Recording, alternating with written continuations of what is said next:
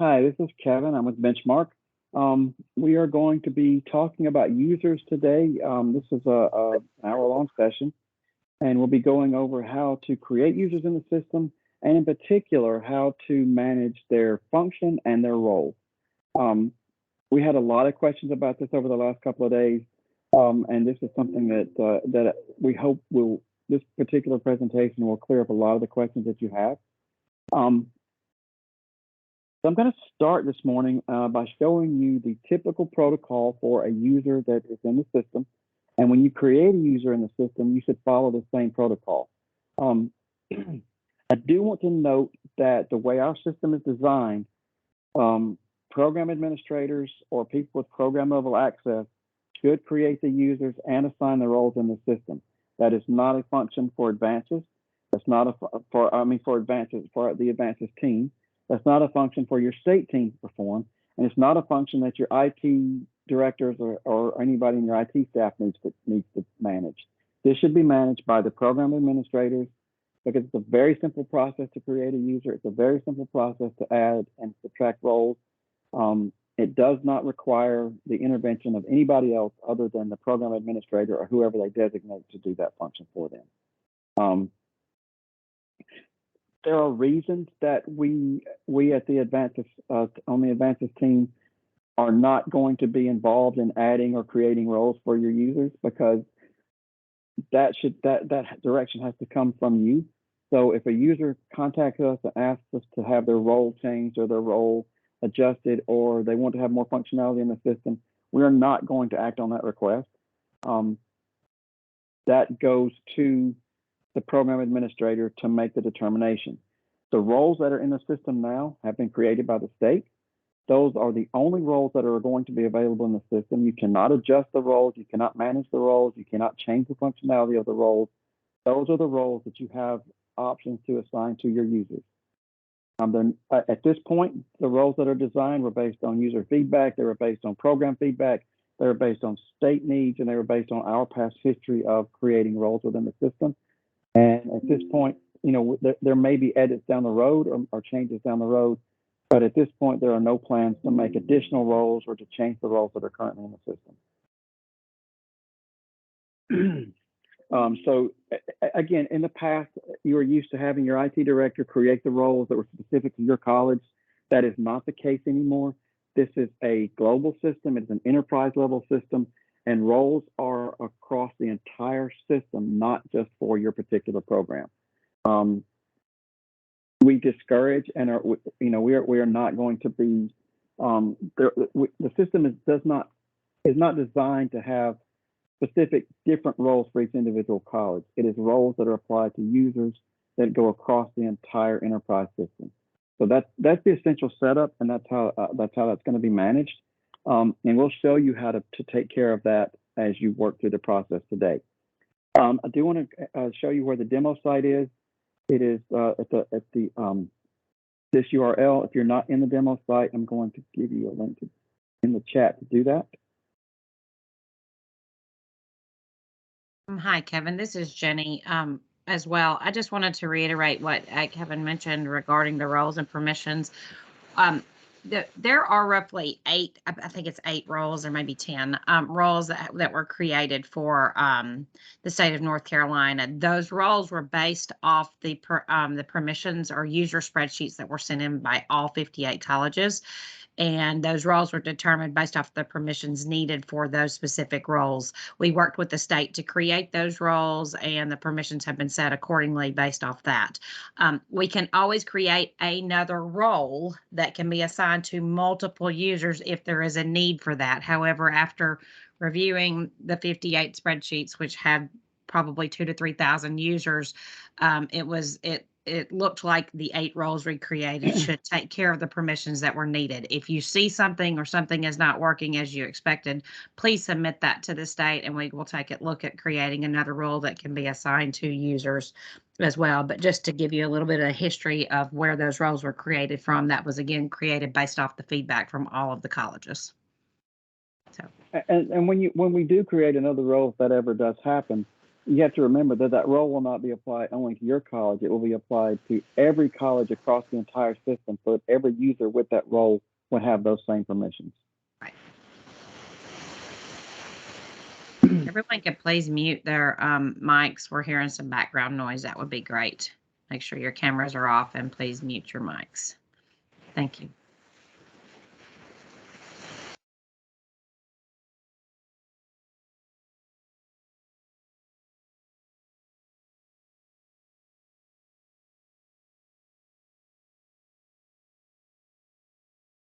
Okay. All right.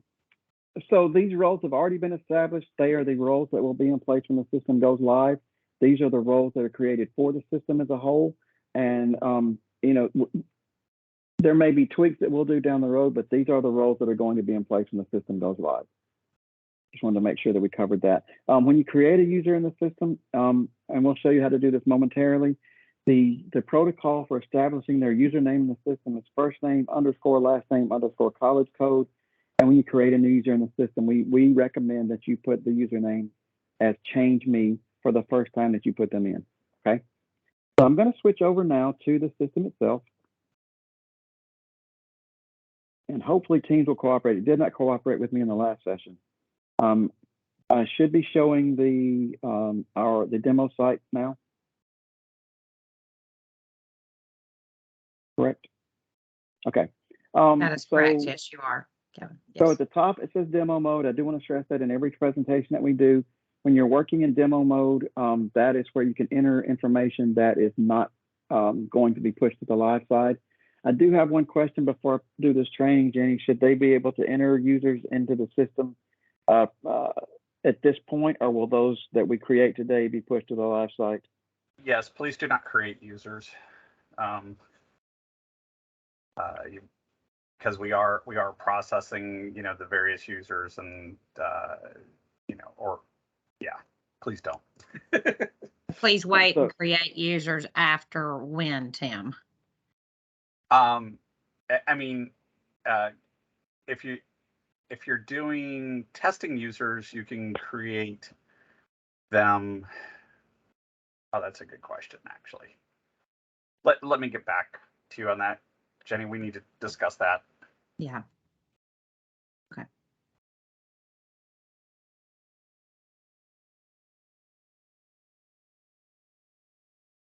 Okay, so just for clarity's sake, so I can make sure that we understand, I'm going to create users in the system, my fake users for my test program that will not be ported to the live side, but we don't need the people who are in the trainings to actually try to create any users at this point, because doing so would mess up their actual live side. Is that correct? Yeah. At this point, it would definitely. Okay. So let me just go back up a little bit and explain that. I wanted to clarify that with my team before we actually went through the process. The only time that we have ever in the history of our organization pushed data from the development side to the production side is in the current situation now, where we are allowing you to make edits to your user profiles and to adjust the roles that they have been assigned, so that information will go to the live side when it is launched. We're doing that to allow you to have all of that information set up and established at launch, so that you don't have to go in as soon as the system is launched and manage all the users at that point. So during this training, even though I'm going to be entering new users into the system, so in a program that does not officially exist, and the users that I enter into the system will not be pushed to the live side. So even though you can follow along as you watch what I do, we're asking you at this point, please do not create any new users in the system unless they are active, actual live users who will be in the system when the system goes live.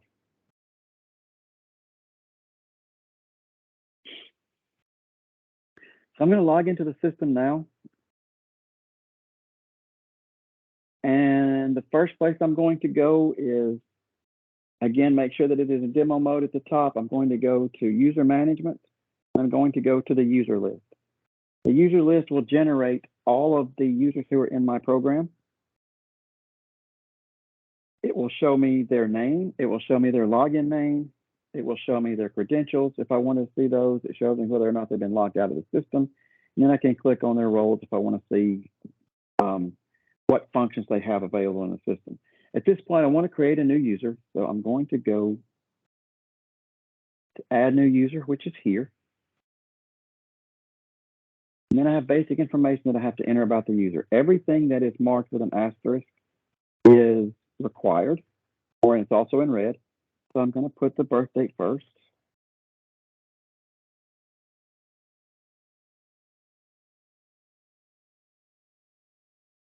And again, please do not enter additional users.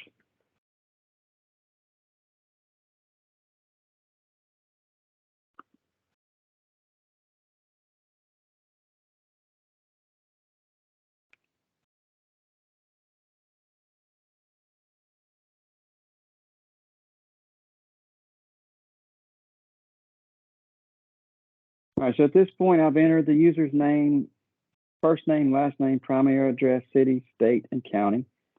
Next, I'm prompted to enter the zip. All that is fairly, that's fairly self-explanatory. There's really no need to go through all those processes. But anybody who is going to be reported on Table 7, and Table 7 is the report that the state is required to submit to the feds that lists the users who are in your program.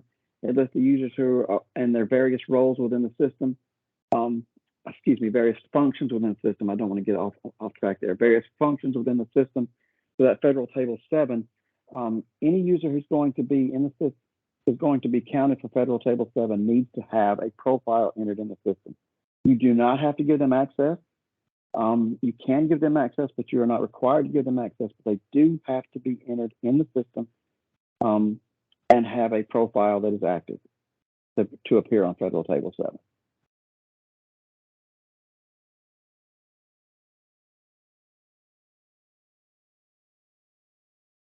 My contact phone is required. As I scroll down, you see email address is required. Why do we require an email address for a user in the system? That is so this user can be contacted about resetting their password. So when they try to log into the system, if you give the user the username, they can go to the system and change their password.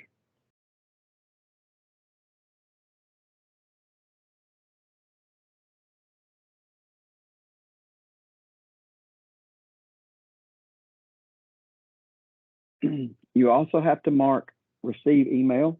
Receive email means that this user has agreed to have their email address used to regenerate their password. If they forget their password or they need to, or for whatever reason they need to change it, we do have to have an email address in order to process that function. So it's very important when you're putting a user into the system to include an email and to mark the check that says receive mail. Receive email. Receive email, there have been questions about that in the beginning. That does not mean that they're going to be placed on any marketing list. They're not going to get emails from the benchmark team. They're not going to get emails from, Publishers Clearinghouse or Sundance Television asking them for to review anything. This is only for the purpose of receiving internal communication from you or from the system and to be able to reset their password. So the receive email does need to be checked and the email address needs to be entered. Date of hire.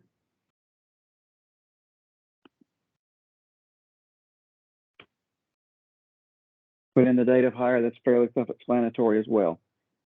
That's the basic biographic demographic information for the user. And then we come to the employment information, okay? This is the information that is pushed to Federal Table 7. This tells about the program to which the user is assigned. It gives their function within the system. It gives their type, which is paid or unpaid. It gives their employment status, full-time or part-time. So I'm going to first choose the provider. If you're a program provider in the system, you'll only have your own program to add. You can't add the user to additional programs other than your own. And then the next thing we come to is employment function. Employment function in the drop down, you have state level administrator, you have local level administrator, you have local teacher, local counselor, local paraprofessional, not NRS reported, and local tutors. I'm going to go over each one of those individually real quickly. State level administrator means that this user will be reported on table 7 as working for the state office. Local level administrator means this person will be reported on table 7 as being a local level administrator, supervisor, and ancillary services. All of these definitions come directly from Octave and align with Federal Table 7 in terms of how this user is going to be reported. Local teacher. Hey, Kevin, can I mention something real quick? Because there has been some confusion over this. I'm going to get to that. Okay. Okay. So all of these things, the local teacher, the local counselors, the paraprofessionals, not NRS reported, and local tutors, all of these things are what the user is in the system. It has absolutely nothing to do with what they can do. You can put someone in as a local teacher, and when it comes to assigning the permissions that the user has in the system, you can assign them program level permissions, which would allow them to see all classes, to see all students within all classes in your program. The concept here is this employment is only who this person is for reporting purposes. Again, I want to stress this as firmly as I can. It doesn't matter what you put here in terms of how the user can access the system. This is only for Federal Table Reporting system, for the Federal Table Reporting. These definitions cannot be changed because they come directly from the NRS, from Octave. These are the only options that are available. So if you put someone in as a local teacher, you can give them full access to the system if you want to. If you put someone in as a local level administrative personnel to report data on Federal Table 7, you can still put them in only as a teacher in terms of what they can have access to in the system. So, you know, I'm going to say this probably 5 times again. This employment type gives the users no rights to the system whatsoever. It gives the users no permissions within the system whatsoever. It does not say what this user can do. It does not say what this user can see. It does not say what this user can enter. It doesn't say what this user can edit. All this function does is put the user in a spot on Federal Table 7. And I guarantee at some point somebody's going to ask the same question again, but I promise you this has nothing to do. You could put somebody in here as a state level administrative supervisor. We don't recommend it, but you could, and you could give them the role of only a teacher. So one more time, I'm going to say it one more time. Employment type has absolutely zero to do with what the user can do in the system. It is only and specifically for how that user is reported on Federal Table 7. Questions about that? Hope not. Okay, so I'm going to put our user, Mr. McCoy, I'm going to put him as a local level administrator because I'm going to show you how this actually works. His employment type, is it paid or volunteer? He is a paid user. What is his employment status, full-time or part-time? He's a part-time employee. If he has a state ID, I can put it there. If he does not, I can leave that alone. Again, this entire block of employment information is specifically to designate who this user is and not what they can do. So I'm going to go down now. I'm going to choose the education level that's attained. I'm going to choose associate's degree. And now I'm going to use the protocol name. And my program, I made it as 1991. And I'm going to give him, because I'm creating a new user in the system, I'm going to give him the password of change me. If you want to make sure that you're typing the right information, you can click the little icon here, and it will show you what you've entered just to make sure that you didn't misspell it or get it wrong. And I'm going to go down to confirm password, type the same thing again. And I'm going to leave that as is. Account is not inactive, account is not locked.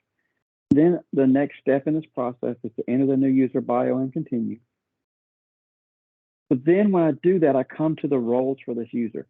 Before I even assign a role, I'm going to log out and I'm going to log back in as Jack McCoy. I'm going to show you what he can see at this point. Remember, I put Jack McCoy in. I put him in as the local level provider, which is a program level role. But I'm going to log out.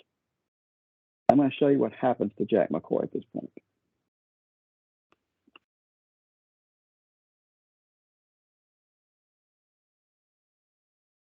password is change me. Now, at this point, you would have told Jack that his profile has been established in the system and his password is change me. So he's going to go into the system and he's going to type in his password, change me. He's going to log in. And when he logs in, it tells him you've got to change your password for the first time, and you're going to change it every 90 days.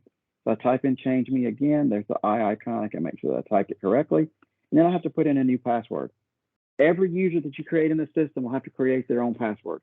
When they create this password, it is encrypted at the database level. I cannot see it. I have system administrative rights in our database. And if I looked up Jack McCoy, I could not see his password because it's encrypted. If he called me and on penalty of death told me I had to tell him what his password was, I couldn't tell him because we can't see it. You as a program administrator, you cannot see their passwords. They're blanked out on the screen. So once he changes his password, the only person who's going to know this password should be Jack McCoy. And if he wants to change his password, he needs to go to change process in the login screen, or he needs to change it from the, he needs to use the forgot password function on the login page, which means he has to have an email and has to click that he would accept the email to do so. So I'm going to put my new password in.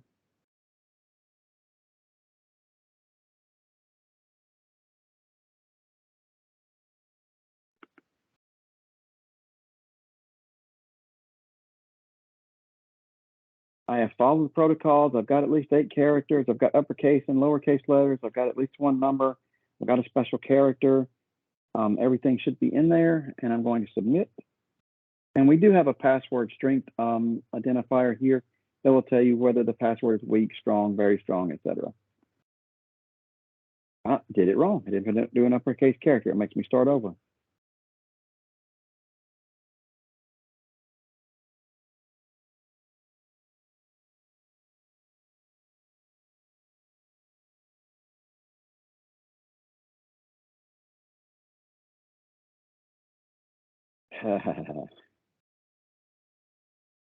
It's very strict.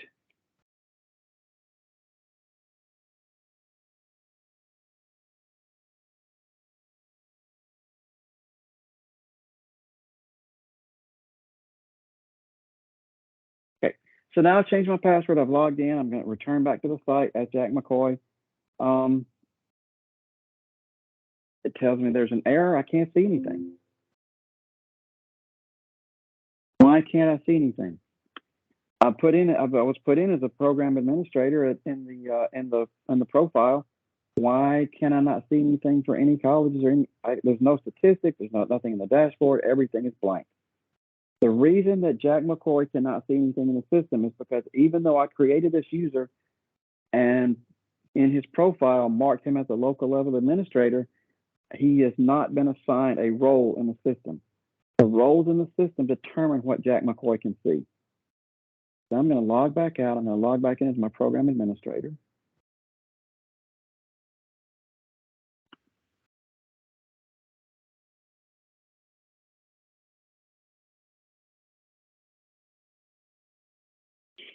I'm going to log back in as my program administrator.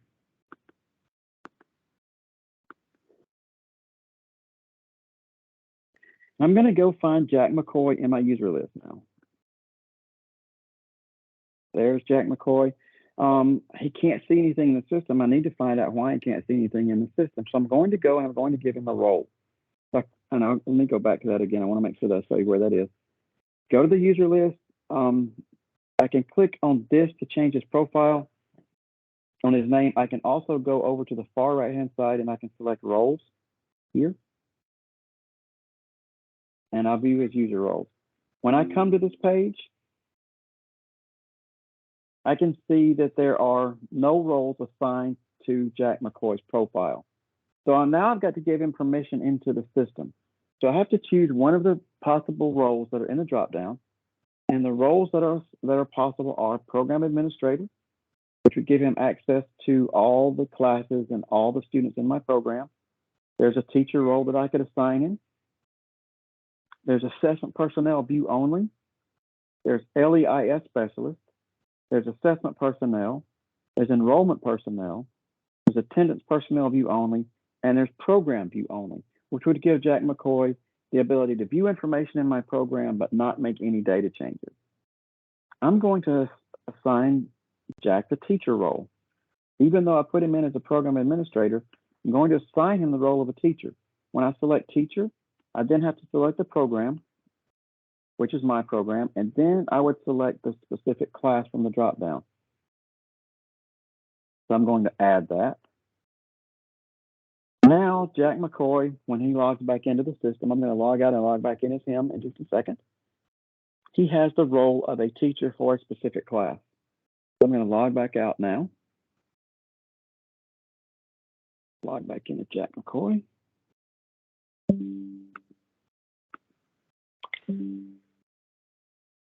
Did not save it, so I'll have to remember what it is.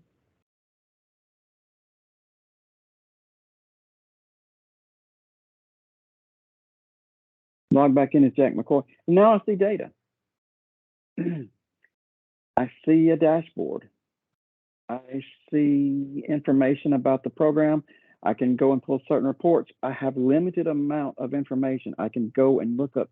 I could browse students in a class, and the only class that I can see is my class. I cannot see information about any of the other classes in the system. If I wanted to go and under class management and I wanted to enter attendance, the only class that I can see is my class. I cannot put information in for any other class. I've been assigned to a single class only. So my view is limited. So Jack McCoy comes to you as he's working in your program, and he goes, I've been assigned the role of a teacher. I really need to see more classes because I'm working with 3 or 4 different classes. I'm also working with test class 4 or whatever. So I need to go and make a change. So I have to log back out again and log into the program administrator. Just a second.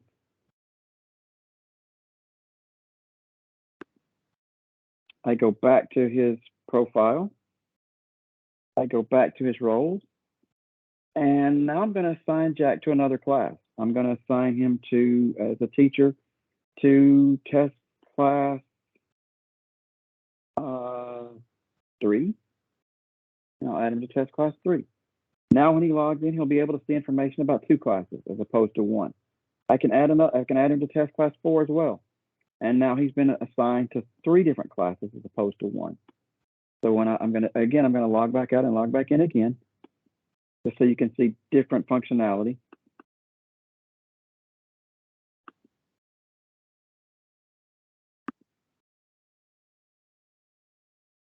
And now I see additional information. When I go to class management and I go to enter hours, I have the option of choosing between the 3 classes that I've been assigned to. I don't have information on the other classes in the program. If I go to browse students in classes, I have 3 classes from which to choose. I do not have any other information other than those classes. All right, so I'm going to go back out now. So I'm going to log out and log back in, and I'm going to change Jack's view.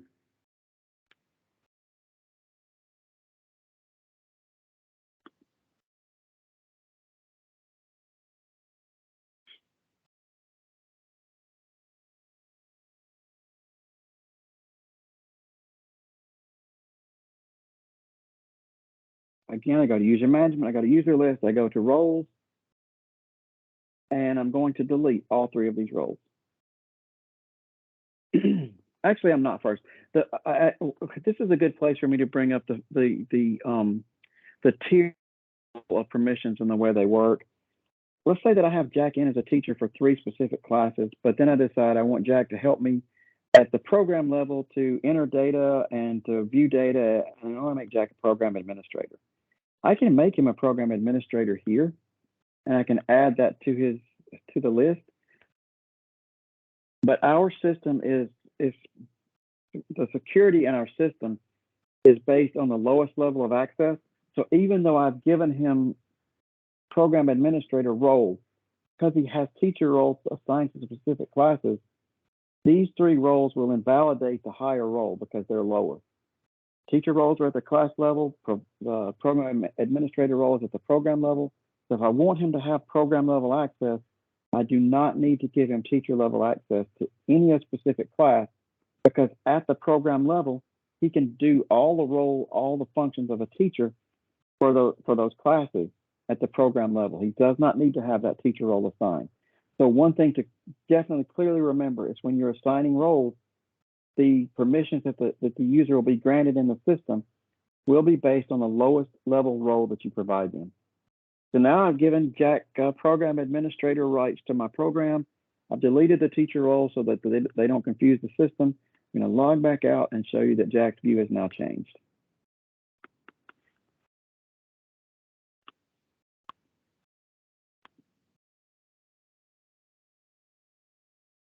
Now, when I go to class management and I pull up a class list to enter hours, for instance, I see all the classes that are in my program.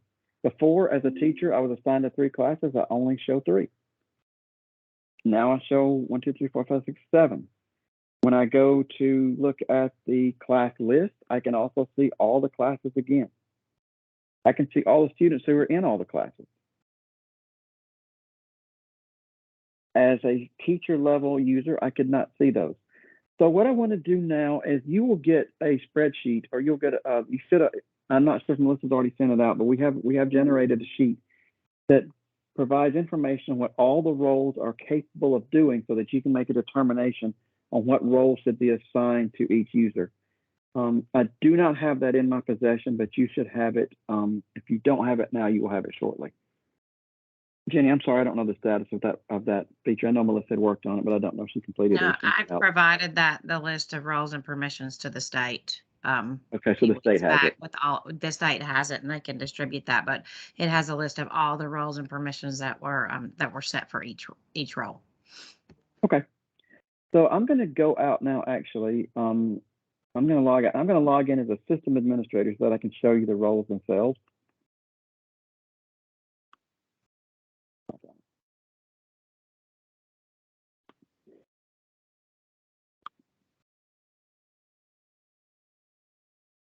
And then we'll talk a little bit more about assigning roles. I'm going to go to.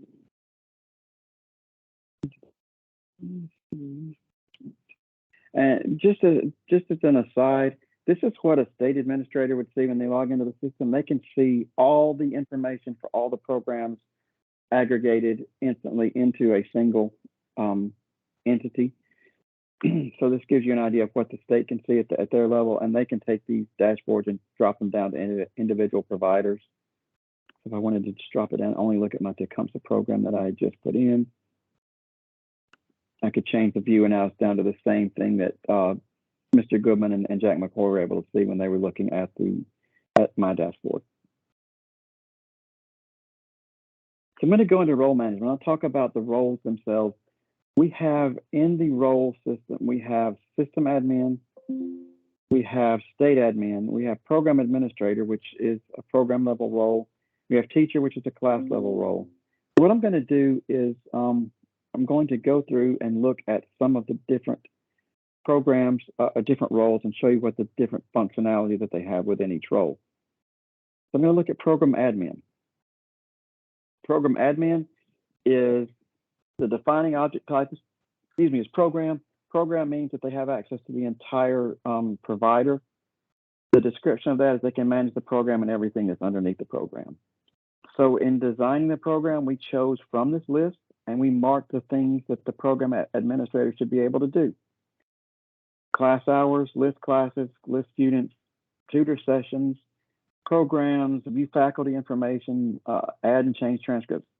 It's basically a checklist that we designed for program administrators. If I go and change, now you will not be able to view, or you'll be able to view these, but you'll not be able to change any of these. These are the roles that have been established, and this is how they are. I'm going to choose another role. I'm going to choose look at enrollment personnel.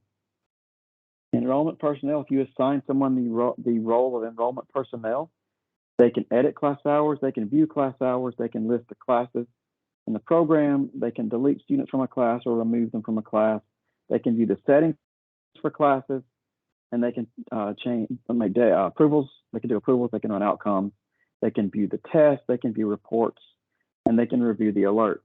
They can't delete student data. They can't separate students from a program. They can't add to user alerts. They can't view a list of users. Anything that's checked, they're able to do. Anything that's unchecked, they're not able to do. If you look at, for instance, if you look down at program viewer, the program viewer, you can scroll down through that and you can see that the program viewer can view hours and lists of classes, but they can't add students to a class. They can't delete students from a class. They can't add classes to a program. They can't view a list of programs. They can only do the certain specific functions that are checked here in these. So the idea is that each of these individual roles has a set of capabilities. Sure. Thanks. There's a lot of questions regarding around confusion about creating users and things like that, and the fact that they can't create users right now in the test system. If they create a user in the test system and use like a 4-digit code instead of the 3-digit code for their college ID, then I can use that as a way of skipping the user. So instead of bringing them into the live system, if that would help everybody out a little bit. My suggestion, Tim, would be that they use the same 4-digit code. Could we put 9999 as the code? Exactly. Just something, and not something in the 800s. So if you, yeah. Right. If you want to try to attempt to create users in the system, and not have them ported to the live system, then that's a good suggestion, Tim. Create the user, put in a fake name. Don't create a, never mind. Put in the fake user, and when you put in their login information, do the first name _ last name _ 9999, and that will allow us to filter those out. And to locate that, if something happens and they accidentally get ported to the live site, it's very easy to then, at that point, filter them out. But don't put your college code on those, just so that we'll be able to quickly see who they are. Okay, who can assign roles to users? That's a good question. I'm going to log out. And I'm going to log back in as my program administrator for my test program. As a program administrator, I can assign roles to users. As a teacher, I cannot. If my role is a teacher role, I cannot assign a user a role. So when you go to user management and you pull up the user list and you see your own name here, go to your own roles. I am marked as a local administrator, but my role is program administrator. I can assign roles to users. If I go and change, go back to the user list and I look here at Lenny Briscoe. Lenny Briscoe does not have a role. I'm going to give him a teacher role.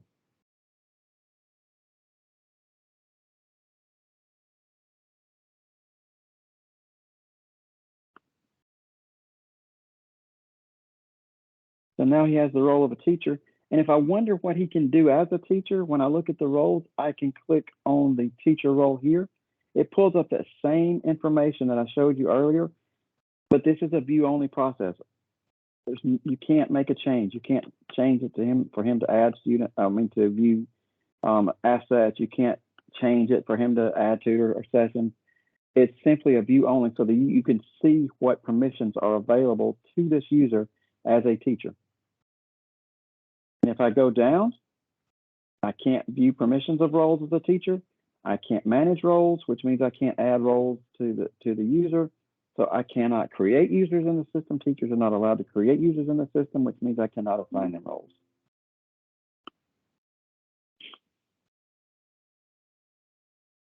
So there's 4 primary things that I wanted you to get from this training. One is that when you go to the user list and you look at the user profile, if I went to this user and I changed him to if I change him to a local level administrator, supervisory, etc., and I update his user bio, he still has the role of a teacher. The only thing that this user is going to be able to see is information related to that particular class. So again, I want to stress this because there has been a lot of confusion about this. The information here that's listed as the employment information for this user, once again, has absolutely nothing to do with what they can do in the system. It only shows where they'll be placed on Federal Table 7. That's the only thing that it provides.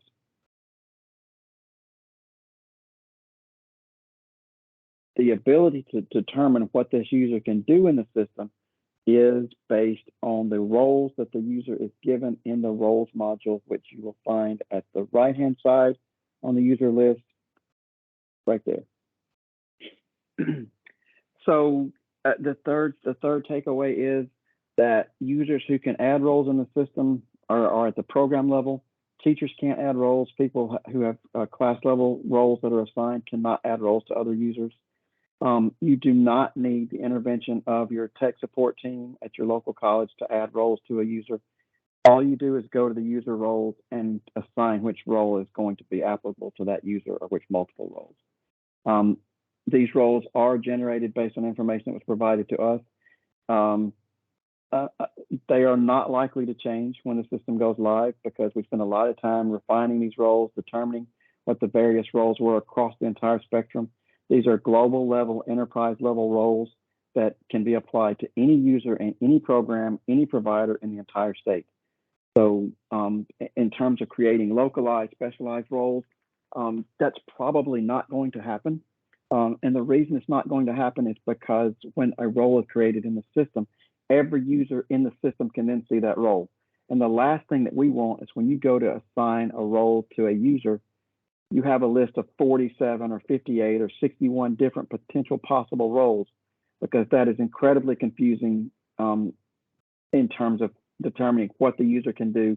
If you think 8 roles is difficult, we did have when we initially put the system in one of the states that we served early on, that state did go in and create 5 or 6 roles for each program that they had in the system. They had 81 programs. So when we looked at that list, there were 81 programs with 5 roles. There were more than 400 roles in the system.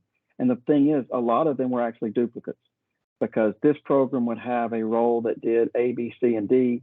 The next program would have a role that did A, B, C, and F, or A, B, C, and E. But they were similar enough that we could combine those into a single role.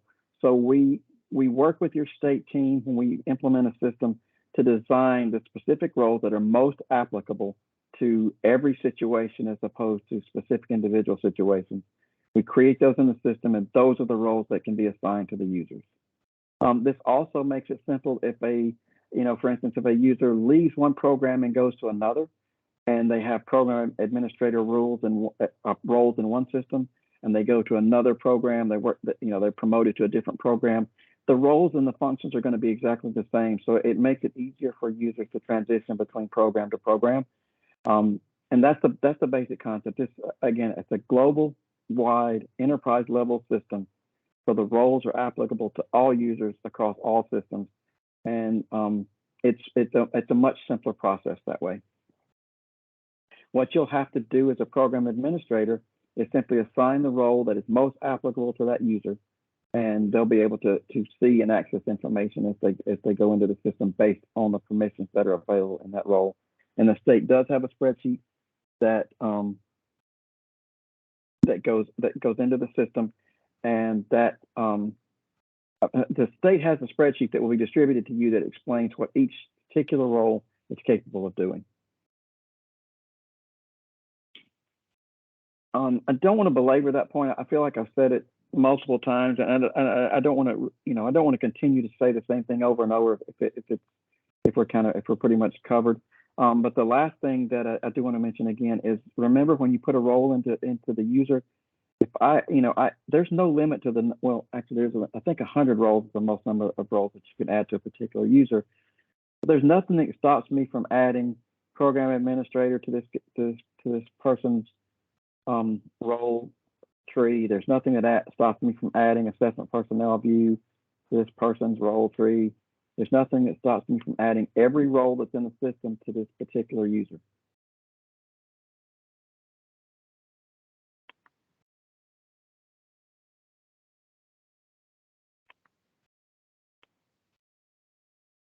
Sometimes we do block roles that are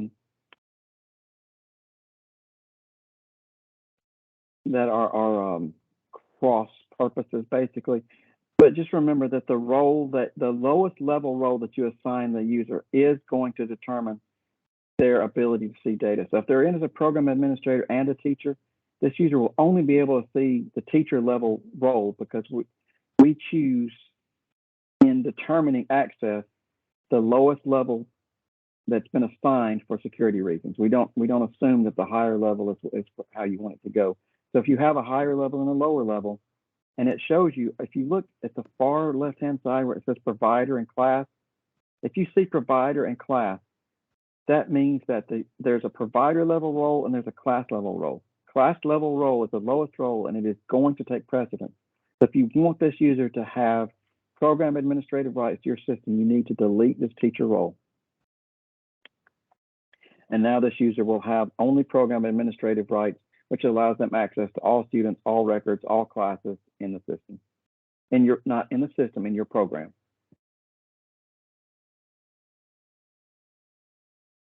I have a couple of questions that I probably need to address. We still have I'll about be glad 11 to minutes. read them if you want. Do you want me to read Yeah, them? that's fine. Sure. Okay. I'm not sure where to start. Some of these you've already answered. I'm sorry. I'm trying to look back through it. If I miss yours, I apologize. I'm going to go back as far as I think they haven't been answered. So if I miss it, I'll put the email in the chat that you can send it. The first name _ last name college code username is the one that was created by the spreadsheets we turned in. Is that correct? It isn't the one that was pulled over from colleague that created duplicate user records. I appreciate that those duplicates were cleaned up behind the scenes by making the pulled over record inactive. I'm having trouble updating the first name _ last name college code user with their correct demographic info because it says that there's a duplicate record. The answer to your question is that the users were created from a list that was provided from the data warehouse. And so it was imported. There were some cases where there were duplicates in there. We did our best to inactivate some of that because some of the users are very, very, very, very old. The logic we used to clean up those imported records were if they had had no activity basically within the past 2 years, we inactivated the old account. We also, in turn, use the spreadsheets that were provided to us, from the 58 colleges. Some colleges sent upwards of 10 spreadsheets in, so it's thousands and thousands of users that were cleaned up as well. So if you are having a problem because it has a duplicate record in there, please send an email in and we will inactivate one, change the username, and clean those up for you. We'll be glad to help you with those. So hopefully that gives a little bit of history there. And again, Tim saying, with the next data validation, we will be taking care of some of those duplicates and making sure that the old one is inactivated. As far as the timing of the records, if you have any active users in the system, and Tim, I'm just going to confirm this with you as well, you can edit those right now. We will be porting new data into demo this afternoon, tomorrow, that will have data through the end of period 10, so that your dashboards will look more accurate, your active students will look more accurate, because we will have the data through period 10 into the system. So, but any active users you have, you can work with those. Tim, can you verify that? Correct. Yeah. And honestly, I would recommend just wait till tomorrow when that data is in the demo site. Okay. That way you're not creating new users for users I've already imported into that data set. Okay. You can go in and update and correct those. So again, this is a timing thing. When you were in production, this would not be something that you would have to worry about. If you need to edit a user, you can edit a user. You can inactivate a user. It's just a timing because we are porting that cleaned up data into the system. Okay, so so hopefully that answered. It looks like it answered several of the questions that I'm looking through right now. We did provide a spreadsheet to the state that has the 8 roles and the permissions they have. That should be communicated to you. It may already be in one of the knowledge base articles. If not, I will ask the project manager that I work with to make sure that is communicated to everyone so that you know what roles have what permissions. Okay. As far as the system access, someone asked, does the LEIS specialist have more access than the program admin? No, the program admin is the role that has the most permissions in the system. Just based off the feedback that we received from all of you as far as setting up that role. So the program admin is the role that has the highest level. They're asking, will he show up on a roster as an instructor at this point if you assign a user a role, or can you give him access without him showing as an assigned instructor for these classes? I think, I'm not sure I understand the question, but I think Kevin covered that when you go into the user and you assign their role and you select teacher, you can assign them to the classes that they need access to. I believe that answered that question. Jenny, you can do it that way, but I do need a thing. When you create, let's say you created Lenny Briscoe and you put him in the system, I'm gonna go and delete his role here. So you put him in the system, but you haven't given him any roles yet because you know he's going to be teaching classes, but you don't know for sure which classes that he's going to be teaching. When you go in and create a class, actually, so I'm going to go to my new class. Actually, let's go to class list. I don't know if I have any I can make adjustments to, but I should have some. Let's see. Let's see if I can do this one. When you go and create the class, you have a place to select a teacher. And you can choose the teacher from the drop down. So I could choose Lenny Briscoe, and I can assign him the teacher role during the class creation process. When I make that assignment here, and I go back to his roles,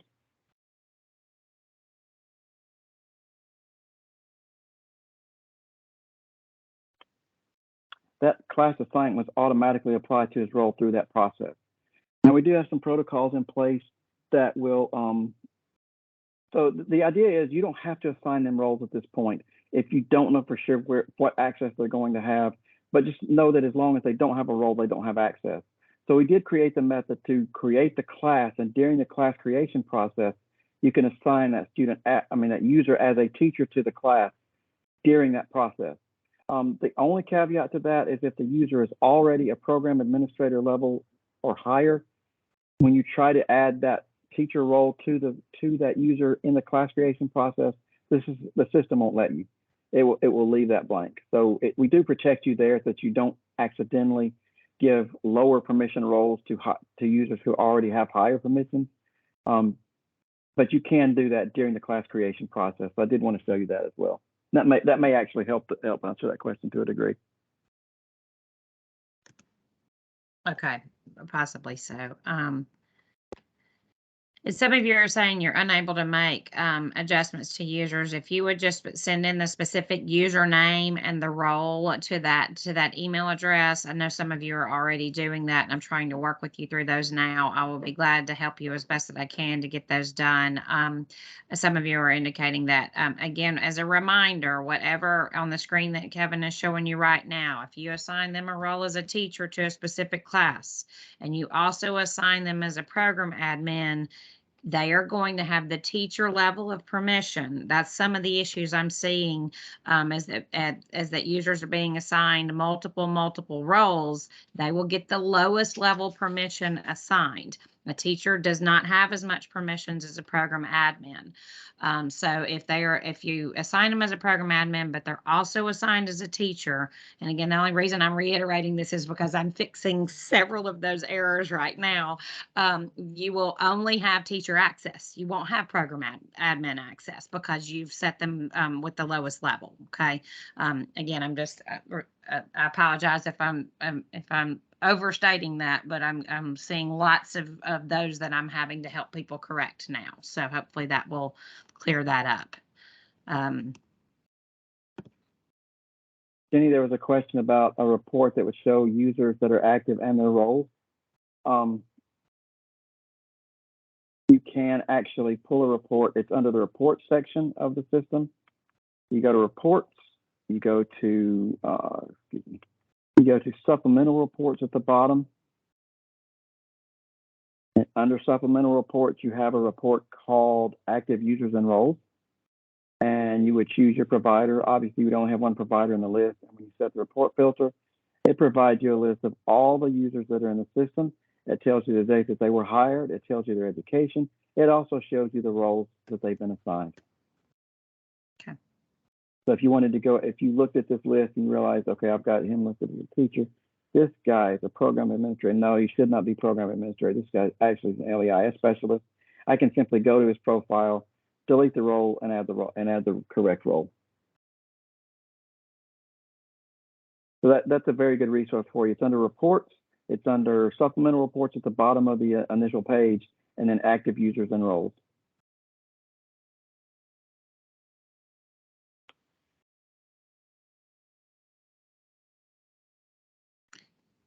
Kevin, will you show one more time how to assign a permission to a user? And if you assign more than one, the list doesn't just pick one of your users and go to, again, like maybe Sure.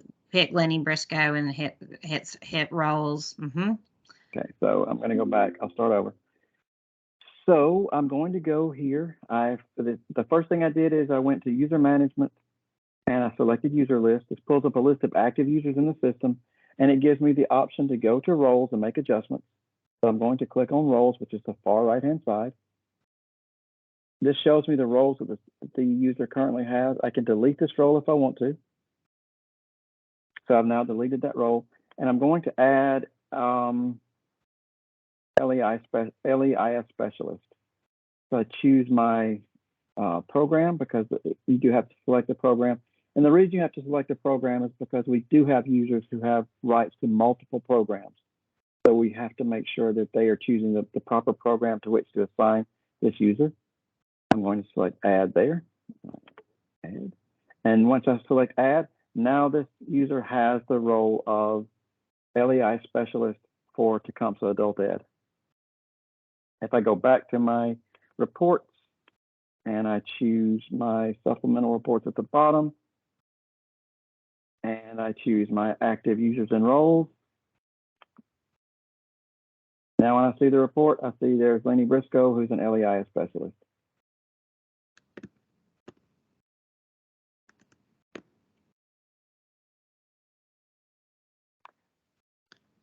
So again, key takeaways. I know we have 0 minutes at this point, but there are 5 things that I want to make sure that you understand from this. One is that the employment function that you give the user has 0% to do with what they can do in the system.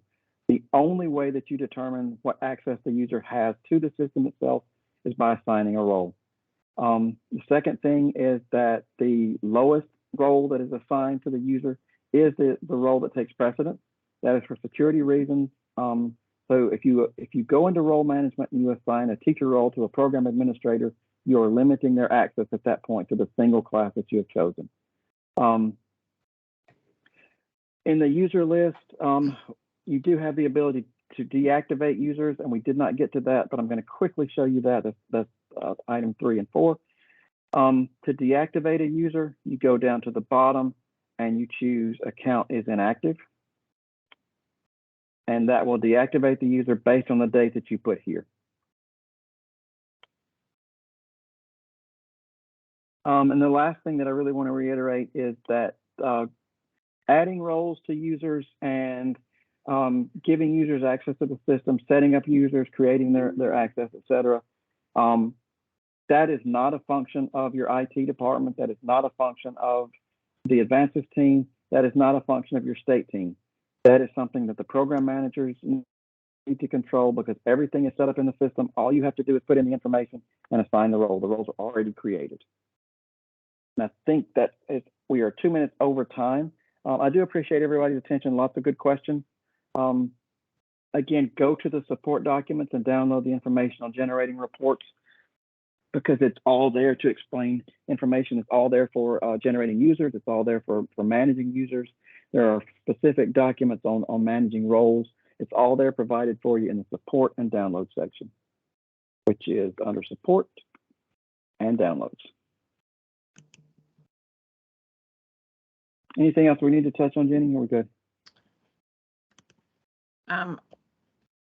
I think the only thing is to make sure that when you're assigning a teacher role, you have to select a class to assign them to. That may be why some of you are thinking that there's an error, or you're getting the please select an object for which the role should apply. Can you show that really quickly? Because I think that's going to clear up some. I think they're thinking just assign teacher and that's all I have to do, but they have to actually select the class as well. Yes, you do have to. I think that's where they're getting the please select an object for which the role, because it's basically saying which class does this user need access to. And Okay, unless you select a class, then I don't think they're understanding that. Thank you. Yeah, and if that's not the case, definitely please still send in the details to the, to the email address that Jenny and I have posted with your username, as well as the user that you want to apply this to and the role that you're trying to apply, so I can dig into this a little bit deeper. So again, right here on this screen, if you just hit the add button, you're not assigning anything. You have to select a role. That's one thing I think we're seeing errors for. So once you have the user up, you have to select the role that Kevin's about to show you. Okay, so I've gone into Lenny Briscoe, I've deleted all of his roles, and I'm going to choose a class specific role. I'm going to choose teacher. When I choose teacher, the first thing that comes up is a please select.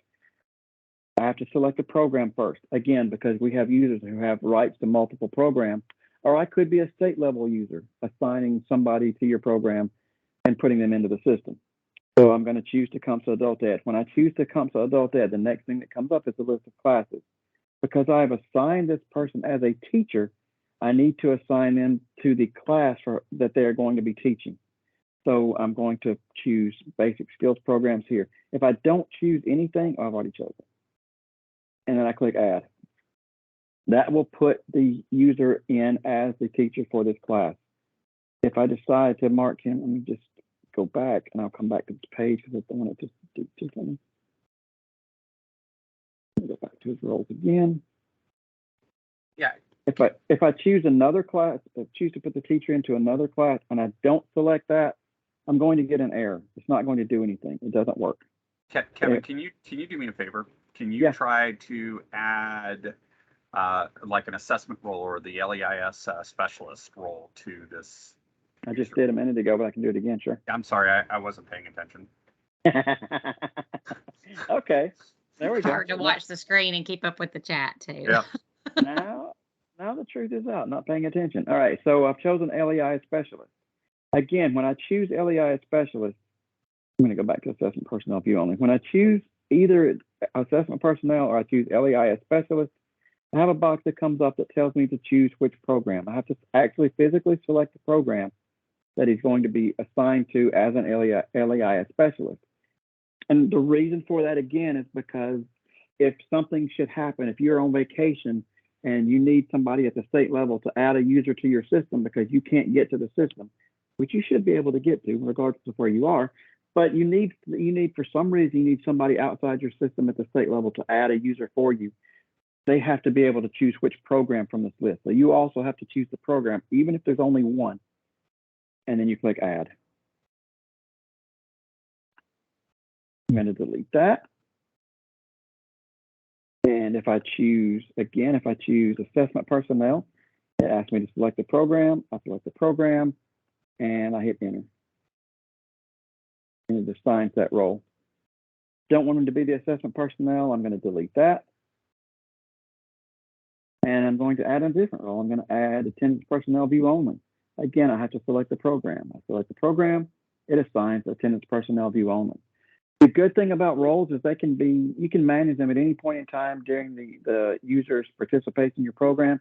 You can move them from a teacher to an LEI specialist to a program administrator without removing them from program and entering them back in. All you have to do is go into their roles and change their role in the system. That's all you have to do. Did that cover what I needed to cover, Jenny, you think? Yes, you saw quite a few people. Yeah. April's still having some issues, but April, please send that email in, and I will dig into that a little bit deeper and see if there's something weird about your permissions. But I think that resolved it for quite a few. We're getting thumbs ups now. Yeah, and if I didn't cover that clearly in the beginning, I apologize. I mean, sometimes I forget that I see the system every single day, and I know what I'm doing. Well, I'll take that back. Sometimes I know what I'm doing, but I do know how this process works. So it makes sense to me, and sometimes I forget that I need to slow it down just a little bit to show you the pieces.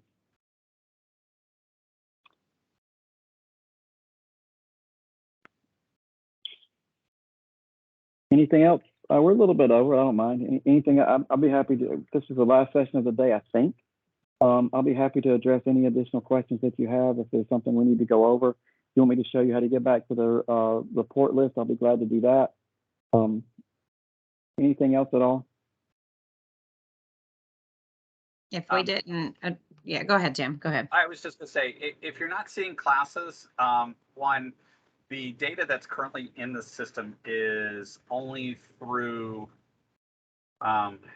period 4, I believe, maybe period 5. I believe it's period 4. We are in the process of finishing up some validation on the next round of updates, which also involved several corrections based on the validation feedback that we received. So that will be live by tomorrow, I believe. And at that point, you can you should be able to start seeing those classes that are in the system. You will not see classes for the new fiscal year yet, starting in July, but we will be bringing those in to that system in the next few weeks. I did see a question when I backed up a little bit to ask, what do you do if you make an error? So that's a very simple process. If you assign this person as the teacher role for this class and you realize, that's the wrong class, all you have to do is click delete in the role. It removes that from their profile and go and change it. I put test class 1 or really test class 4. Click add again, and it will add that back to their profile. So there is no saving or changing. All you have to do is delete the role and then just add a different one.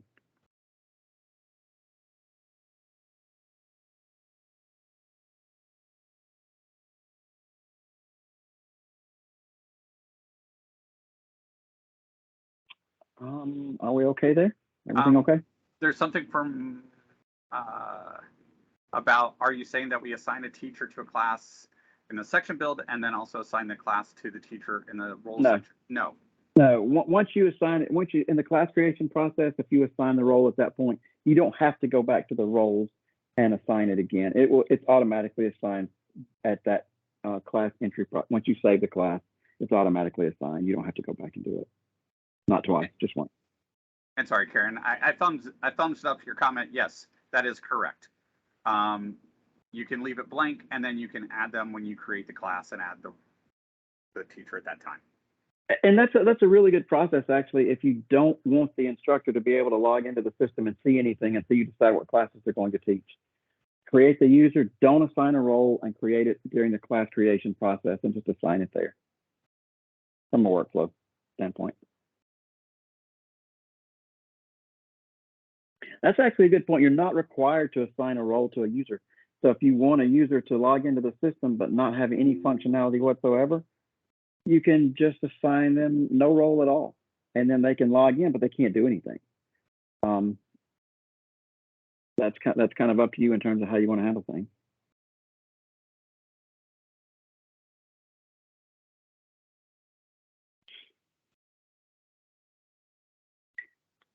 Anything else, Kim? Jenny? Oh, I think that's it. I think, again, if we didn't address your problem or issue or questions, please make sure you send in an email. But I will preface that with, we've received about 25 emails in the last minute. So I'm working through those as fast as I can.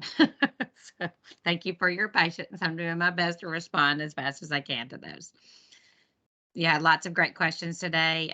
We thank you for attending. Hopefully this cleared up permissions in the system, because I could tell from the last few days that there's been some confusion on that. So hopefully this helped. Thank you so much for attending. All right. Thank you very much. I do appreciate your attention, except for Tim. I'll exclude him from that because he wasn't paying attention. But it's hard to keep up when we're trying to keep up with the chat too. I know. Thank you, guys. Thanks. Take care. Bye. Yes. Thank you, everyone. Hope everyone has a great lunch. It's lunchtime. So thank you.